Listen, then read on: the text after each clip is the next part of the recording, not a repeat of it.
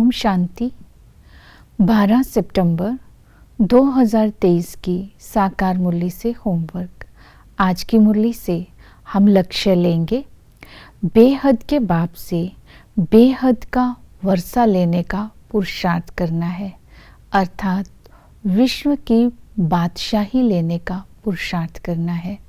इसके लिए आज की मुरली में बाबा ने अटेंशन दिलवाया है, योग बल जमा करना है, श्रीमत पर चलना है, चक्र को बुद्धि में फिराते रहना है और रूहानी सेवा में बिजी रहना है।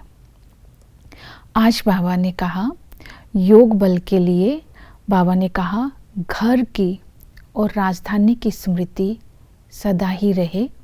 स्वर्ग में जाने के लिए बाबा ने कहा वाया मुक्ति धाम, तुम स्वर्ग में जाते हो, शिवालय में जाते हो, ये याद रखना है तो अंतमति सो गति हो जाएगी।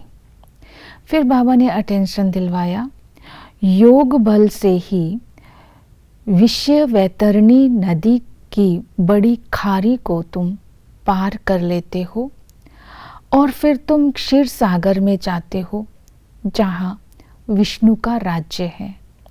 तो ऐसी बड़ी खाड़ी को पार कराने वाले खिवैया को कभी भी भूलना नहीं है, उसकी याद को तोड़ना नहीं है, तभी योग का बल जमा होगा।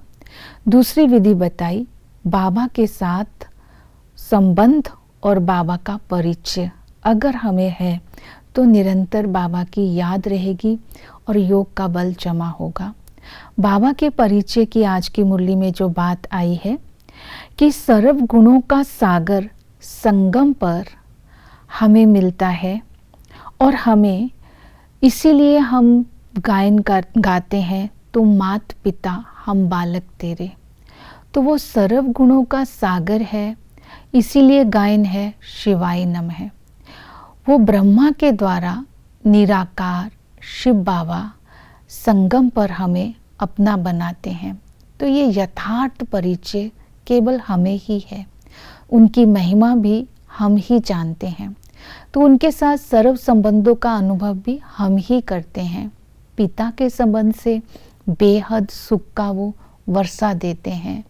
बेहद सुख का वर्षा अर्थात विष्णुपुरी के मालिक बनते हैं। शिक्षक बनकर राजयोग सिखाकर ऐसा राजयोग और ज्ञान की शिक्षा देते हैं जिससे हमें भविष्य के घनेरे सुख मिलते हैं। सतगुरु बनते हैं तो हमें जीवन मुक्ति में ले जाते हैं, अर्थात हमें पतित से पावन बना देते हैं। तो ऐसे पिता को याद करने से ही योग का बल जमा होगा और हम विष्णुपुरी के मालिक बनेंगे। दूसरी बात आती है श्रीमत की। बाबा ने कहा पतित से पावन बनने की श्रीमत बाप ही देते हैं, तो उस बाप की श्रीमत पर चलकर शिवालय में आने के लायक बनना है। आज की श्रीमत है अपने दिल दर्पण में देखना है, जो कि बाबा ने दिव्य चक्षु या तीसरा नेत्र दिया है जो देखने का, उससे अपने अंदर देखना है, कोई अवगुण तो नहीं। दूसरी ये चेकिंग करनी है हम लक्ष्मी को वरने लायक कहाँ तक बने हैं। और तीसरा अपने अंदर ये देखना है पावन दुनिया में चलना है तो पावन बनने के लिए मैंने दैवी गुण कहाँ तक धारण किए हैं।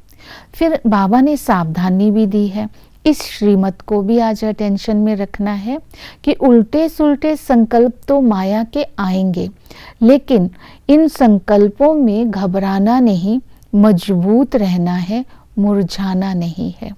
फिर बाबा ने कहा कि ये श्रीमत को अटेंशन में रखना है, अपने आप को सर्व इच्छाओं से मुक्त रखने के लिए ज्ञान सूर्य को अपने सम्मुख रखना है।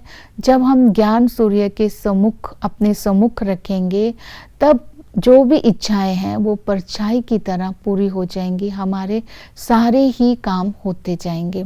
तो ये श्रीमत को आज अटेंशन में रखना है कि ज्ञान सूर्य के सम्मुख में कहाँ तक रहती हूँ। फिर चक्र की याद के लिए बोला बाबा ने हर चीज सतो रजो तमो में से निकलती है। सतयुग त्रेता में बाबा ने अटेंशन दिलवाया एक धर्म, एक भाषा, एक राज्य, एक मत होती है, वहाँ आदि मध्य अंत सुख होता है, वहाँ पर संपूर्ण निर्विकारी होते हैं, सर्वगुण संपन्न होते हैं, हेल्दी होते हैं, वेल्दी होते हैं। ऐसे सतयुग को स्मृति में रखना है। द्वापर और कलयुग में बाबा ने आज अटेंशन दिलवाया, हम पुजारी से पूज्य बन जाते हैं, रावण हमें कंगाल बना देता है।